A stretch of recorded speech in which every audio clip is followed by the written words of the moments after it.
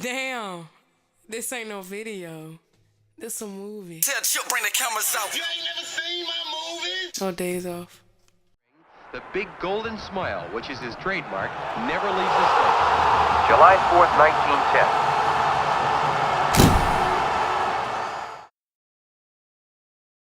The Norfolk, Virginia Beach area boasts the largest naval base in the Western world. This is also the biggest metropolitan region in the United States without a major league professional franchise. Unless you consider for a moment boxing's undisputed lightweight champ, Pernell Sweet Pea Whitaker. Everyone can't afford a $250 ticket or $100 ticket. So $20, $30, and $40, they can afford that, and everybody will fill the scope up. So that's sort of like giving back, and they respect that, and they look forward to that. Because once they hear that, Pernell, he cut the prices for us so we can have the opportunity to come. That's giving back, and that's what I've done. What's good, bro? Hello? What's good, bro? How you feeling? Yeah, hey, man, what's going on, bro? Chilling, man. Nah, yo, I just wanted to rap with you for some joints real quick about it. My manager was like, yo, we can do it there. That's a bet. I was hitting you. You mind if we put a flyer together or something, yo? Your people can make it, my people can make it, whatever. We do a little flyer for the joint. And then, like, we're gonna make it an open way, and so we could just, like, you know, we'll tell family, friends, all that to come through. Do you got a flyer with, like, one poster? Oh, yeah. All the fighters on it? Yeah, I got all that. Send that to me? Yeah, I can send it to you right now. Yeah. I was gonna say, are you gonna? I mean, if you want to, I could drop some flyers off to you real quick, or to the lounge real quick. I try to stop by there today and just drop some off to somebody for you, but if not, I can slide by. Yeah, you can drop it off to my bartender. Okay. I'm in right now. It's a little challenging doing it the way we do it because it takes money, it takes funds. You know what I'm saying? You got to be able to create income every week. So thankfully, you know what I'm saying? I got a good job that holds it down weekly, so I don't have to worry about not having money and providing a lifestyle. But it's more rewarding in the sense of, like, you know, Wilder and Fury fought this weekend. I could have fought like 3 or 4 of them people in the car, you know what I'm saying? But the beauty of it is I have the funds to make sure I'm fully and properly prepared for when I do it. Some guys gotta rush it, you know what I'm saying? Gotta have the right team. It's not easy without a big promoter, but it's worth it. One big thing is you gotta be your own media outlet. You gotta get posters, you gotta get flyers, you gotta go from city to city. You gotta depend on the fighters, you know what I'm saying? It's more of a family deal. I mean, of course, at a big level with big time promoters, it's also family.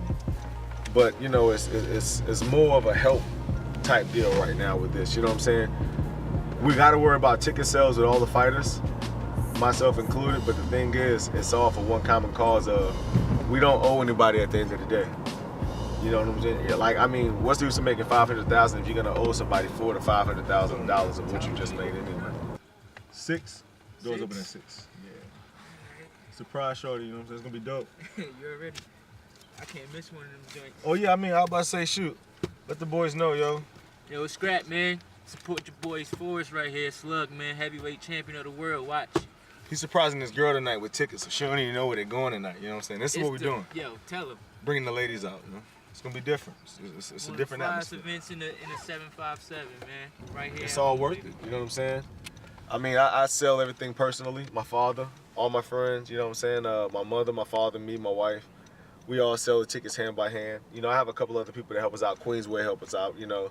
My friend Mark Rawls helps us out a lot, you know. So, I mean, I have a lot of friends that sell my with the champ himself, you know what I'm saying? Jerry, you're showing love 757 all day. Believe that. Pull up and check us out, you hear me? Yeah, first time coming to meet. He didn't know he was meeting me. He just thought he was meeting somebody for the, you know what I'm saying? Jerry, he's a product of the Morton Boxing Club. He came after his trainer, Abdul, passed away. And my cousin, he passed away.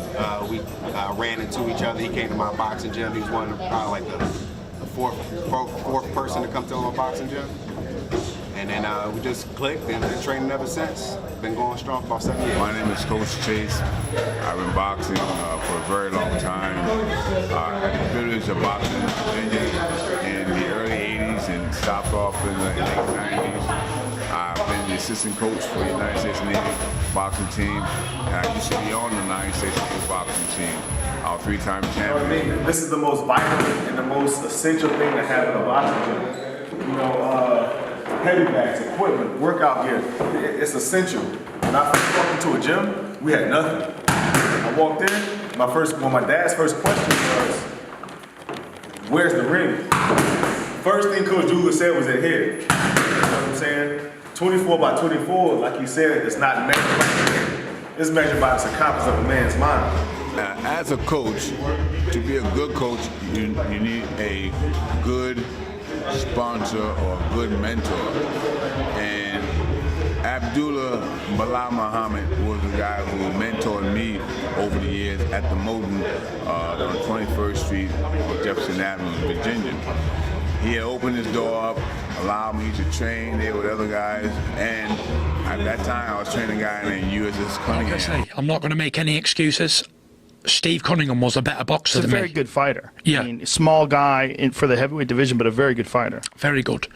Like I say, the toughest man I ever faced was Steve Cunningham. Cruiserweight. He allowed us to train there. Steve became cruiserweight champ of the world, winning the title over in Germany. You know, Abdullah was a clean-cut guy, no-nonsense guy, love you no matter what, always trying to educate you, advise you what to do, always being a friend when you need a friend. Abdullah was a good guy. He passed away, I believe, June 11th of 2011. And we lost something great, but you know, his spirit is still here. You know, his son comes to the gym. You know, Jerry Forrest used to be training with him before. I was with him. One thing about this guy right here, first met him, I knew it, man. He got a lot of determination, man. A lot of push, man. Everybody ain't got that willpower, man. He had it since day one, since he came to the movie. Young, you didn't get that young picture I should have sent you?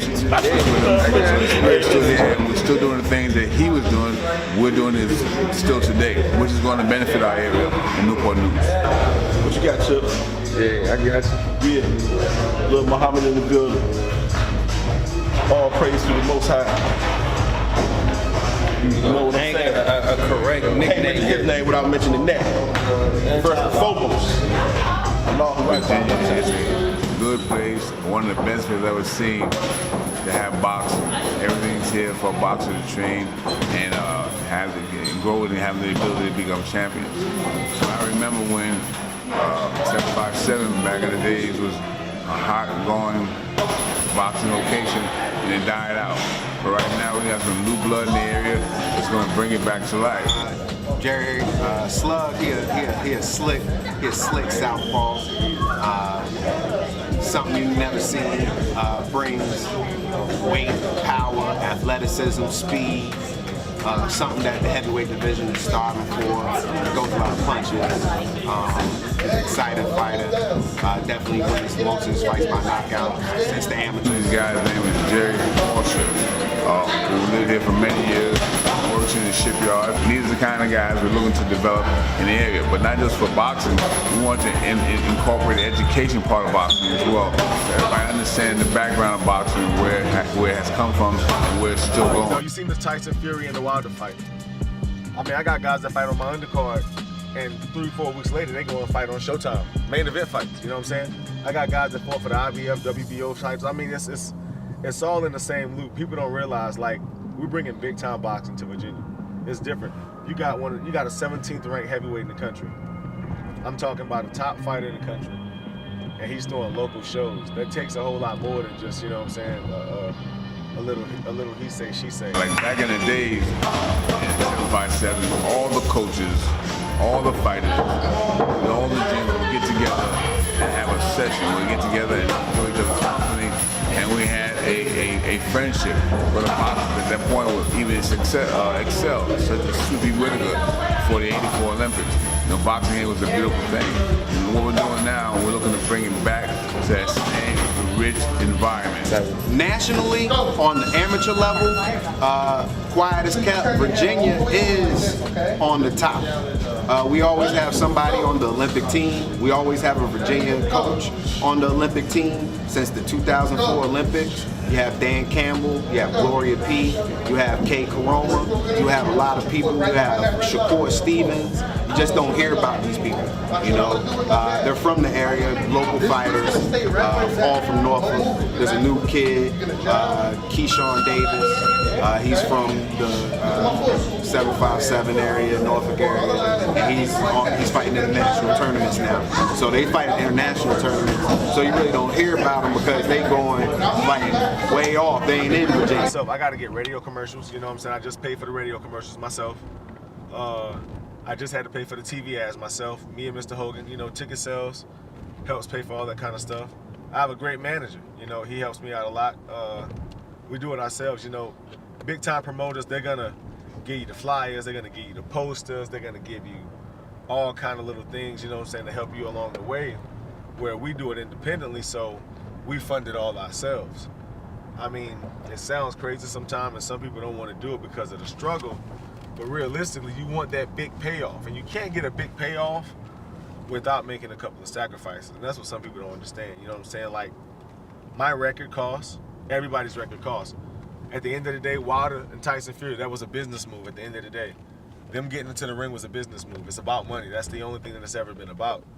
So I don't know what they got paid. I don't know who they owe, but the deal is you want to owe as little as possible to as little people as possible. And that's why we're independent. You know, it's not easy trying to run around the city and be everything at one time, trying to help with promoting, trying to help with managing stuff up, but the deal is, man, it takes a real person to do this. I won't always do it like this, but the thing is, we're getting a team in place so that when I do become to that level where I have to only box and I can't concentrate on other things, that, you know, everybody's in the responsible place. You know, I just got a physician that's on the team working with us now, you know, doing cuts and taking care of us medically. So we're slowly building a team that we know personally. You know, we're not letting other people put my team together for us. Me, my coach, my parents, my wife, close friends. We're picking the team that's gonna surround me for the rest of my life. So it's more of an intimate move because boxing's intimate. You know, I want to know everybody personally that I deal with. You know, LeBron James was able to do it in his profession, which is rare. You know, and I think that's super dope. But the thing is, we don't all have that platform. Boxing's a little different because it's kind of fallen off in the U.S., you know. So now with them fighting, it picks it back up for us. So now when we go to the big promoters, we can go there and make those $1 million deals because not only have the price of heavyweights went up since this weekend because of Wilder Fury, but I'm actually a good heavyweight. A lot of guys can't fight. A lot of guys got power, but they can't box. A lot of guys can box, but they ain't got power. Fortunately, I think I got a pretty good arsenal and I'm left-handed. I not only can box left-handed, I can box right-handed. I'm athletic. I can move forward, move backwards. I mean, I'm really, I feel what the division's been missing. But it's great because I fly under the radar. My family and friends get to see me fight, right? And we fight for a crowd about 1,000. So you would think like, dang, you know what I'm saying? Like Showtime is gonna be this and Showtime is gonna be that. But the deal is, like, what if you could bring Showtime to your own city? See, a lot of guys can't do that. You gotta be from New York City to bring a Showtime fight to your city. See, the way that we're rocking, we ain't gonna have to do that. See, we already have a crowd, we already have a fan base. So it's easy, it's nothing for me now to be able to go to these big promotion companies and say, look, Showtime, HBO, look, let's throw a fight in Virginia. Y'all all right? Trying to do that. You got the band do, right? And guess what? We already got marquee fighters under me too that can sell tickets. You know, early in my career, you know, we started out and I was 7-0, I was real cocky. So I fought a guy named Gerald Washington. I took a loss to him. Next, I fought an Olympian named Michael Hunter. Took a loss to him, and I learned a couple of things along the way with those guys. Granted, those guys only have losses to world championship fighters. I've never lost to anybody that was not of championship caliber. Please understand that. You know what I'm saying? There's never been no, even as an amateur, I had no state losses and regional losses. You know what I'm saying? We're talking about national competitions only. Talk about Jerry Slugger. He's a guy that showed his dedication, his love for the sport. He's consistently in the gym, consistently around boxing. He's the epitome that we need in the area so people can see this is how you need to be champion. He's a heavyweight. So he's in the ring with heavy hitters. He has a very strong commitment to the game. Sometimes he needs to be pushed. Everybody needs a little push. But he got a strong commitment to the game. We switched everything up this time around for this fight. Did more of Olympic style training. Got out of the more brawling style. We're trying to box. If we can't box, we're going to fight. We can't fight, we're going to brawl. That's how we're going to do it.